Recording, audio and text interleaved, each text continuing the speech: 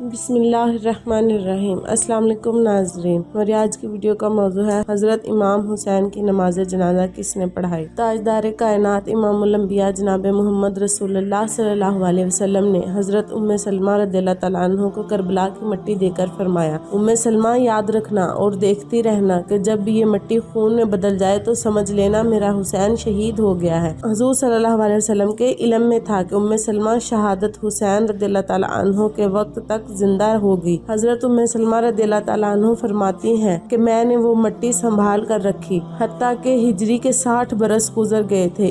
61 ہجری کا ماہ محرم الایام 10 محرم کا دن تھا، دوپہر کا وقت تھا۔ میں لیٹی ہوئی تھی، خواب میں دیکھا کہ حضور صلی اللہ علیہ وسلم تشریف لائے ہیں۔ آپ صلی اللہ علیہ وسلم رو رہے ہیں، ان کے مبارک آنکھوں میں آنسو ہیں اور پوچھتی ہوں یا رسول اللہ صلی اللہ علیہ وسلم یہ کیفیت کیسی؟ میرے آقا صلی اللہ علیہ وسلم روتے ہوئے فرماتے ہیں، ام سلمہ میں ابھی حسین سے مل کر آ رہا ہوں، حسین رضی اللہ تعالیٰ عنہ کی شہادت کا منظر دیکھ کر آ رہا ہوں۔ ادھر ام سلمہ رضی اللہ تعالیٰ عنہ نے خواب میں دیکھا حضور نبی اکرم صلی اللہ علیہ وسلم کی زیارت کی، اور ادھر مکہ مکرمہ میں حضرت عبداللہ بن عباس رضی اللہ تعالیٰ عنہ فرماتے ہیں کہ دوپہر کا وقت تھا، میں لیٹا ہوا تھا، خواب میں دیکھا کہ حضور صلی اللہ علیہ وسلم تشریف لائے، پریشان حال میں ہے۔ آپ صلی اللہ علیہ وسلم کے دست مبارک میں ایک شیشی ہے، اسی شیشی میں خون ہے۔ میں نے پوچھا یا رسول اللہ صلی اللہ علیہ وسلم یہ خون کیسا؟ فرمایا ابن عباس ابھی مقتل حسین سے آیا ہوں، یہ حسین اور اس کے ساتھیوں کا خون ہے۔ آج سارا دن کربلا میں گزارا، کربلا کے شہیدوں کا خون اسی شیشی میں جمع کرتا رہا۔ ناظرین، میدان کربلا میں نواسہ رسول حضرت امام حسین رضی اللہ تعالیٰ عنہ کی شہادت کے بعد اولاد رسول صلی اللہ علیہ وسلم کو قید کیا گیا۔ نبی اکرم رؤوف الرحیم صلی اللہ علیہ وسلم کی کر کے کوفہ اور شام کی طرف لے جایا گیا۔ آگے فوجی یزید ناچتے ہوئے جا رہے تھے اور پیچھے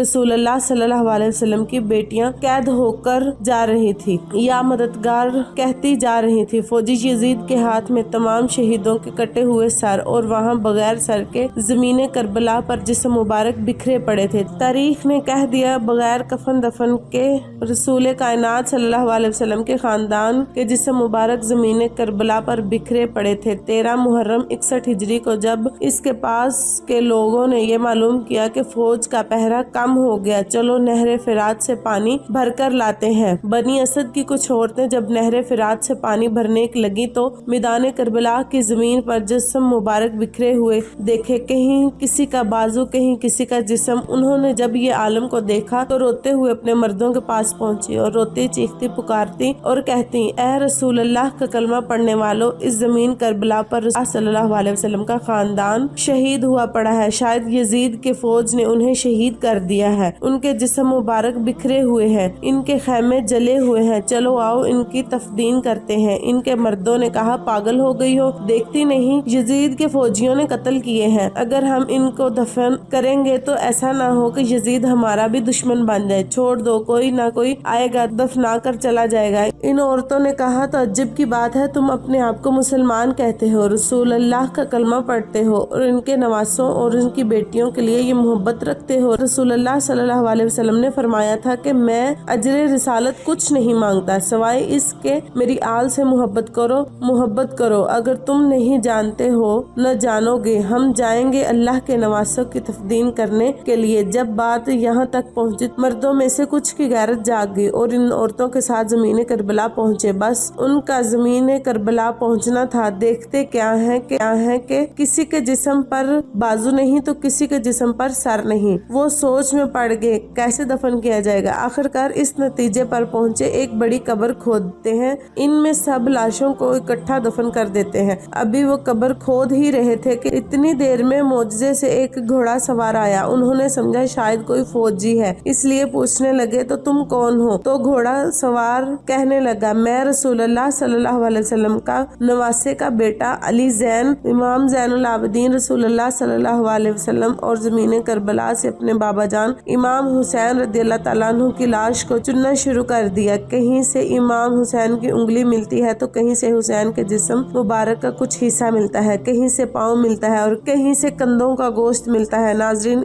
इमाम ज़ैनुल आबिदीन रज़ियल्लाहु तआला अन्हु इन टुकड़ों को जमा करते हैं और एक जगह जमीन को खोदते हैं और वहाँ पहले से ही कब्र बनी होती है। इमाम हुसैन रज़ियल्लाहु तआला अन्हु की कब्र में तफदीन करते हैं और इनके साथ अपने भाई अकबर और 6 माह के अली असगर को भी दफन कर देते हैं। इसके बाद एक बड़ी सी कब्र खोदकर दूसरे तमाम लाशों को दफन कर देते हैं। सब शहीद दफन हो चुके थे तो किसी ने कहा एक शहीद की लाश रह गई है, ये देखो एक बूढ़ा सा सहाबी है, इनको हमने दफन नहीं किया। इमाम आगे बढ़े और फरमाने लगे, हबीब बिन मुजाहरिया है, अल्लाह ये चाहता है कि इनकी लाश ऐसी जगह दफन हो जहाँ जब भी कोई इमाम हुसैन के पास आए तो इनको सलाम करके आए। फिर आपने जनाब हबीब को दफन किया। सब जानने लगे तो इमाम साजिद ने कहा, रुको, एक लाश अभी भी रहती है। सब ने कहा, कुछ नजर नहीं आता। इमाम साजिद ने फरमाया, नहरे फिरात की तरफ चलो। जब आगे बढ़ने लगे तो एक बाजू नजर आया और आगे बढ़े तो दूसरा बाजू नजर आया। बस थोड़ा आगे चलना था कि जनाब अब्बू फजल हजरत इब्बास अलमदार रज़ियल्लाहु तआला अन्हु का जिस्म मुबारक नजर आया। जनाब रज़ियल्लाहु तआला अन्हु को इस जगह दफन कर दिया। आज भी कब्र इब्बास रज़ियल्लाहु तआला अन्हु और कब्र हुसैन रज़ियल्लाहु तआला अन्हु की एक दूसरे के आमने सामने है। नाजरीन, नवासा रसूल इमाम आली मुकाम हुसैन अलैहिस्सलाम और आपके बाकी साथियों जो मैदान करबला में शहीद हुए थे, सबको वहाँ करीबी गांव के लोगों ने दफन किया और इस कबीले का नाम तारीख में बनु असद लिखा हुआ है। किसी एक फर्द का नाम नहीं मिलता कि फलां ने नमाज जनाजा पढ़ाई। किताबें में लिखा हुआ है कि हुसैन रज़ियल्लाहु तआला अन्हु के साथियों में 72 अफराद शहीद हुए। इन शहीदों के एक दिन बाद और मुकाम गाजी में जो बनी असद के लोग रहते थे उन्होंने मिलकर इन लोगों को दफन किया। नाजरीन, इमाम आली मुकाम इमाम हुसैन अलैहिस्सलाम का सर अनवर जो दरबार यजीद में लाया गया वो कहाँ दफन किया गया, इस सिलसिले में मुख्तलिफ रवायत है, लेकिन मशहूर यही है कि आपका सर मुबारक आपकी वालदा माजा हजरत बीबी फातिमातुज़ ज़हरा अलैहिस्सलाम के पास बराबर हजरत इमाम हुसैन रज़ियल्लाहु तआला अन्हु के पहलू में दफन किया गया है।